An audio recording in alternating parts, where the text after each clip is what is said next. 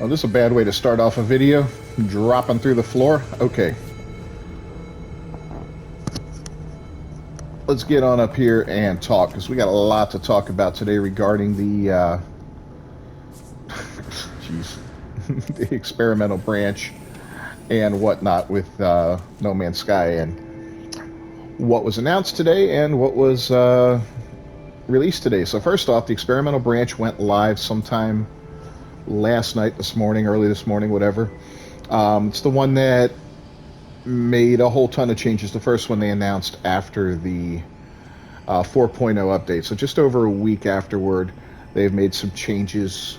And I did verify a couple of them, like when you're looking in a storage box, you can now see your entire inventory in your exosuit if you've got a larger inventory.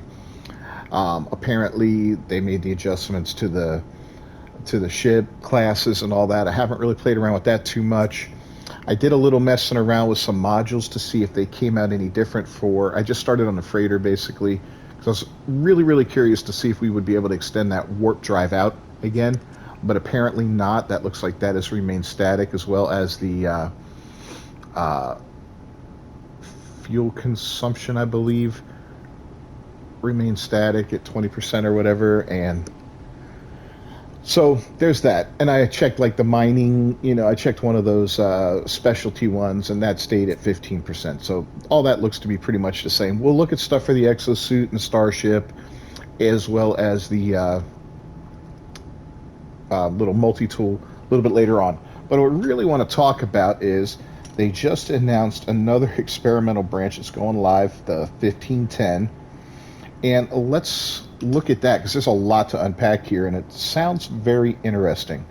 Oh, and by the way, the experimental patch that released does not include the shame feature that everybody was talking about, And again, it's not a big deal or anything. It's just kind of weird. But all right, well, let's get to it here. So the experimental branch 1510, technology inventories now have a chance to contain supercharged slots that offer substantial boosts to the stats of technologies deployed to those slots.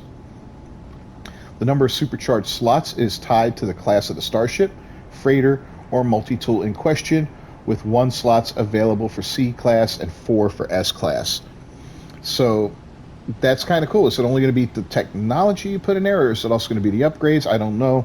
We'll have to see when that comes out, but there's an opportunity to tweak your build, with and make up for some of the lost boosts that we suffered with 4.0. So that's kind of cool.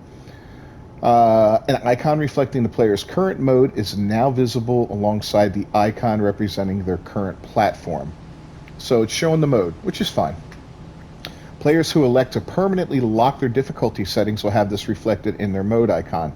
So I don't know if they're looking to do that instead of showing if they ever changed it.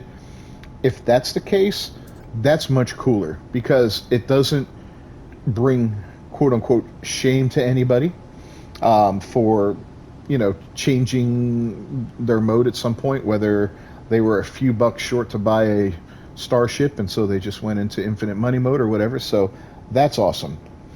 Fixed an issue that could cause technology items to fail to install correctly in some weapons or ships acquired from the Quicksilver Synthesis Companion. Okay. I haven't run into that issue. The technology research trees now stay open when purchasing multiple parts with the difficulty set to 0 costs. Okay. Fixed an issue that caused the cursor to reset to the center of the screen upon certain button inputs on the storage container transfer screen. Fixed an issue that could cause exosuit upgrade chart hints to continue displaying after the chart had been used or sold. And I noticed that I always see something about upgrading my exosuit. Even on these characters that I maxed out on the exosuit, I still get those messages. I guess I got to either get rid of those things, or maybe this will fix it. We'll see. If not, then I'll just go give them away at the anomaly, and just to stop that issue from happening. Fixed an issue that caused the paralysis mortar not to be known by default when opting to start with all technologies known. Okay, that's interesting. I didn't realize that. Fixed a number of visual issues related to purchasing new inventory slots.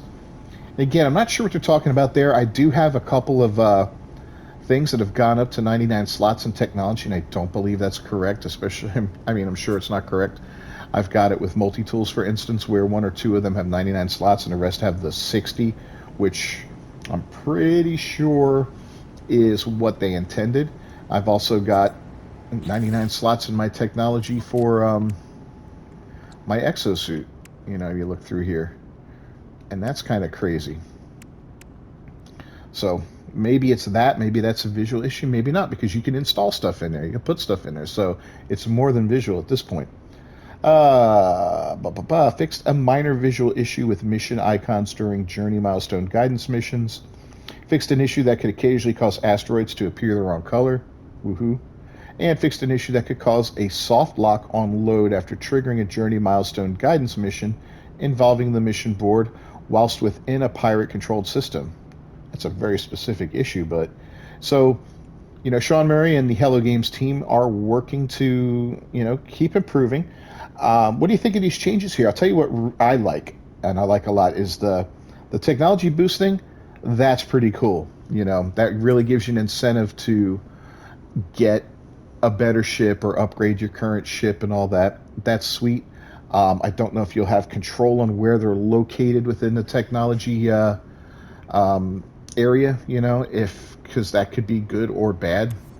You know, if they're in an inopportune area, if they're spread out, that would be kind of nice. Then you could spread it out over your different types of technology in there. We'll have to see.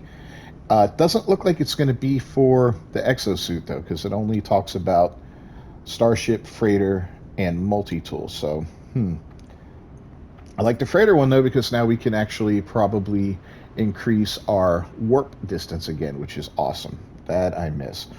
I also like the fact that players that lock their difficulty settings will have that reflected in their mode icon. And I'm hoping that replaces the other thing that they wanted to do.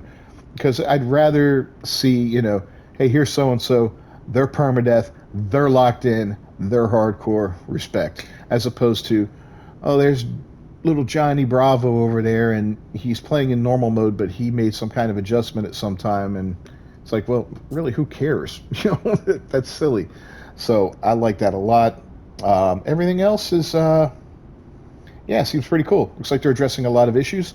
So being that the experimental branch came out, what, 3 or 4 days ago, I think, the one that released today, I'm expecting this 15.10 to go live sometime next week, which would be cool. We'll get to see that. And yeah, we'll see what happens with this game. It looks like they're working to fix the quote-unquote issues that were created with that 4.0 waypoint patch, and I give them a lot of respect for that. So leave a comment down below. Let me know what you think of this 15.10 experimental patch, and let me know if you've tried out the game with the new experimental patch that's gone live today. And if you have, what have you discovered? Have you found any changes, anything major, interesting? I'm going to start looking through and seeing what I can discover here. And if I find some interesting stuff, I'll do a video specifically on that. And if you haven't done so already, subscribe to the channel, ring that bell for notifications, and don't forget to leave a comment down below and a like, and share us on social media. That is always appreciated. Fellow travelers, I'll see you next time. Till then, peace.